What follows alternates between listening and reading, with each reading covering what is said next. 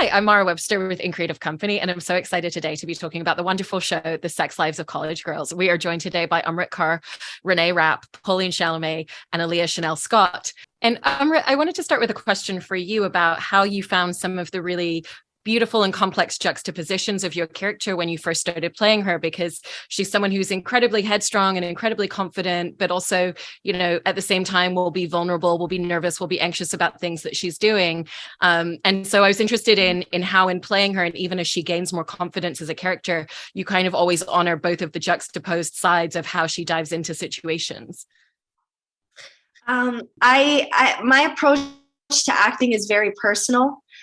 I'm sorry, the connection is not great for me right now. So I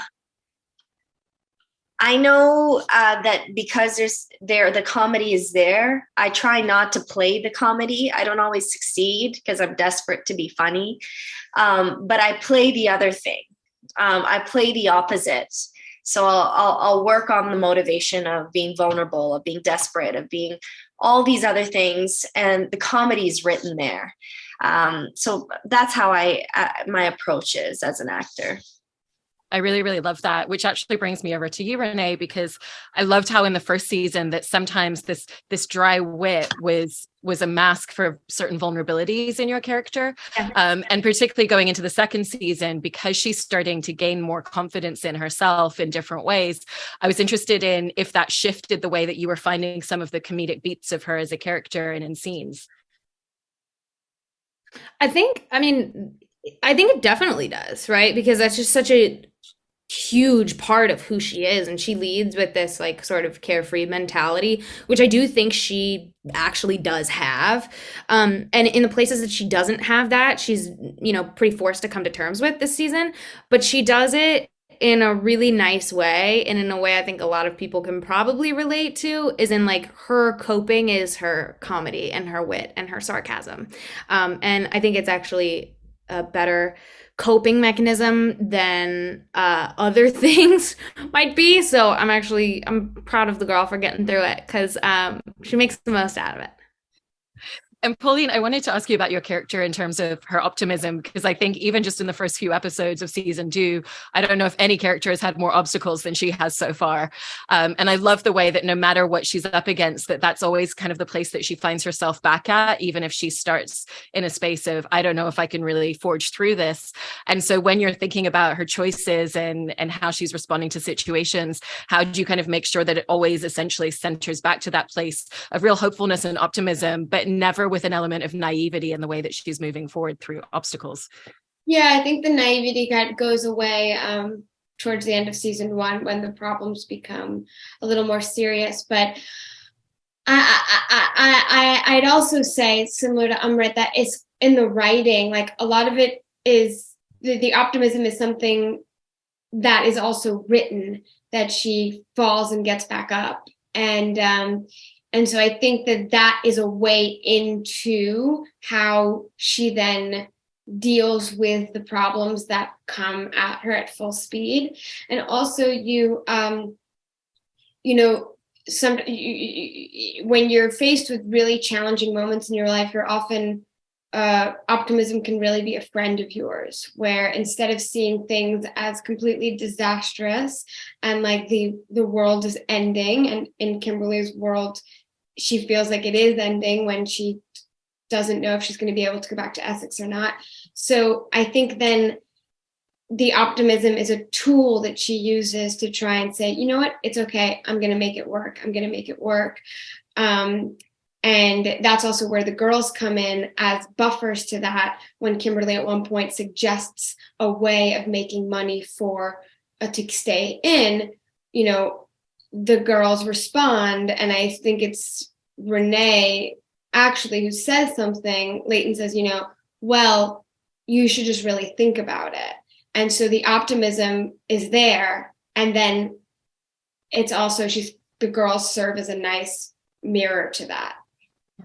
I love that. And Alyah, I was interested in how you've really, in essence, stripped away elements of your character, because she's at this juxtaposition now where she's really trying to reestablish and re-find herself in terms of her own identity, because she's in the off season from soccer. You know, there's also everything that she went through with her mom last season, where she's coming out of that shadow a lot more and finding a lot more sense of self. But through this is going through a slight phase of being very uncertain about a lot of things and who she is. And so how did you look at the character that you built in season 1 and then think about what it looks like to strip away all those elements? Yeah, I mean, I think season 1, I think when you go away for the first time, you have a sort of sense of like hyper confidence. There's like we're so brave. A freshman year of college, we're like, yeah, here's me and here's what I do soccer and everything's great and I've got it all figured out. And then obviously she had none of that figured out, and she gets like really pushed in a lot of different directions and doesn't really have control over where she's going and what it makes her feel about herself and the world. And she finds a sense of like solace in her roommates and eventually in her mom, which I think gives her permission to be in the unknown and to sit in the unknown and not have all the answers. And so when we take away soccer, we take away the thing that she knows herself, her entire identity basically in the first season was that. And so now she's forced to have an identity crisis and to like figure it out. I also felt like as an actor, like season 1, I struggled to figure Whitney out because I didn't know her outside of that world and that relationship she had with the coach. And so I was like trying to put pieces together myself and with the mom, but it also felt like she had so much that she needed to explore as the character. And so I was grateful in season 2 that the writing leaned into that really heavily, and that like, we don't know who she is. I don't know who she is. Like, let's all figure it out at the same time. And like, what does that look like? And can she find confidence and strength in a place outside of soccer? And she can, and she does. And I'm proud of her. I love that. And Amrit, coming back to you, I was interested in if you find this being a character where, you know, it's so much on the surface for her. She's someone who dives headfirst into every situation, makes a lot of decisions very quickly, and then almost looks around her to go, okay, what do I need to consider and what do I need to think about now that I've already made this choice of what I'm going to do? And I was interested in how that feeds into playing scenes with a character that lives so much on the surface and really doesn't have as many inhibitions as a lot of other people, and just expressing everything in her, which is one of the beautiful things about her. Well, I think that's interesting because I think it's probably more challenging for my co-actors than it is for me, because I definitely work off of impulse because that's what the character is. So I think that's probably a better question to pose to my co-actors. But I try to give justice to that she is someone who does something in the moment. It's different every time. And then she's like, what affect does this have on the people around me? But that is also a coping mechanism. She's so desperate to get to the top. She's so desperate to be popular. She's so desperate not to feel her pain, to admit what she looks like, all of these things, that she's scraping and will do anything to get to the top, which is a human thing. I've done that. And as a result, unknowingly, it's never on purpose, unknowingly ends up hurting people. But by her nature, she's deeply loving and she wants to make people laugh. So when things are fucking up and she's actually hurting people, it's deeply confusing for her. One of the things as well for all of you is that it's not just a case of finding your own characters. It really is so much centered around this group dynamic. And sometimes it's successes that bring them closer together. And sometimes it's failures and allowing more vulnerabilities that bring this new closeness. And especially going into this space where they haven't all just moved into this space as strangers anymore. They've been through so much, even just in the first season. How do you kind of calibrate episode by episode what you think that dynamic is going to continue to look like as it continues to grow and evolve and they get much closer? I think it just naturally happens. At least in my brain, it does. Just, you know, the cool thing is, we spend so much time together that you naturally become closer as human beings just by, like, you could be in the same room with somebody for 8 hours and say 2 words and you would inherently be closer than you were the day before, right? So we have that dynamic going for us, as well as we do our characters. And I think the writing, leans that way, that we really do bond off of a lot of vulnerable moments. And I think that's like kind of when the best friendships are made also. I was gonna say, I feel like as each other, as actors, as people, we do bond on the days that we have that are the hardest. I feel like the hardest where we, like, go up for each other, and like correct. we feel like we have each other's backs and are on each other's team. Like those are the days that feel the most empowering and give us permission as our characters to show up and find more vulnerabilities and like intricacies in our relationships between our characters, because we have a closeness as actors.